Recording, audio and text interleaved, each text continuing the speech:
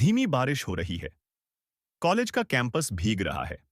एक लड़का आरव किताबें लिए तेज कदमों से लाइब्रेरी की ओर बढ़ता है। कुछ मोहब्बतें मुकम्मल नहीं होती, कुछ कहानियां अधूरी ही रह जाती हैं, लेकिन वो अधूरापन ही उन्हें खास बनाता है। लाइब्रेरी की खामोशी में वो पहली बार उसे देखता है। अन्वेषा, खुले बाल, आंखों में काजल और हाथ में वदरिंग हाइट्स। उस पल जैसे वक्त थम गया हो। आरव के मन की आवाज, ये तो वही पढ़ रही है जो मैंने कल खत्म किया, कितनी खूबसूरती से। वो चुपचाप पास ही बैठ जाता है। शब्द नहीं कहे जाते, पर दिल में हलचल होने लगती है। तीसरी मुलाकात में अन्वेषा खुद बात करती है। तुम भी क्लासिक्स पढ़ते हो? हाँ। जो दिल तोड़ दें वही असली किताबें होती हैं। हंसी के साथ बातचीत शुरू होती है और बातचीत दोस्ती बन जाती है। वक्त बीतता है। अब चाय की दुकान पर साथ बैठना, लाइब्रेरी में एक ही टेबल शेयर करना और एक दूसरे के दिन की छोटी छोटी बातें सुनना आदत बन गई है। एक दिन बारिश में दोनों साथ खड़े होते हैं, एक ही छतरी में।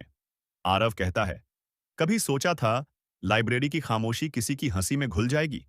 अन्वेषा मुस्कुराती है। अब तुम्हारी खामोशी अपनी लगती है। बिना कहे ही सब कुछ कह दिया जाता है। कॉलेज खत्म होने वाला है। अन्वेषा को बैंगलोर में नौकरी मिलती है।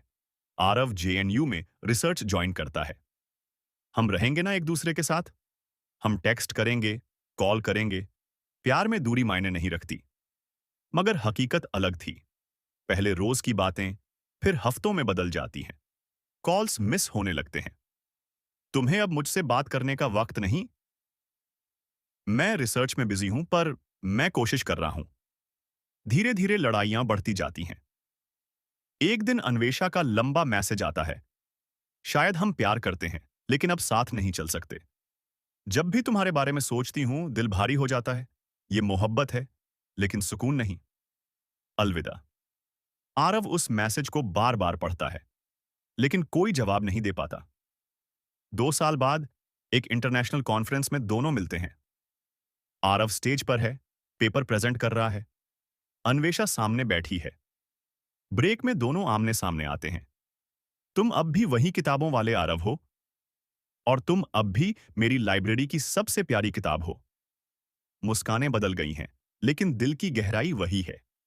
वो एक दूसरे को अलविदा कहते हैं, इस बार बिना तकलीफ के। मोहब्बत अधूरी थी, पर सच्ची थी, क्योंकि अधूरे किस्से ही तो सबसे ज्यादा याद रहते हैं।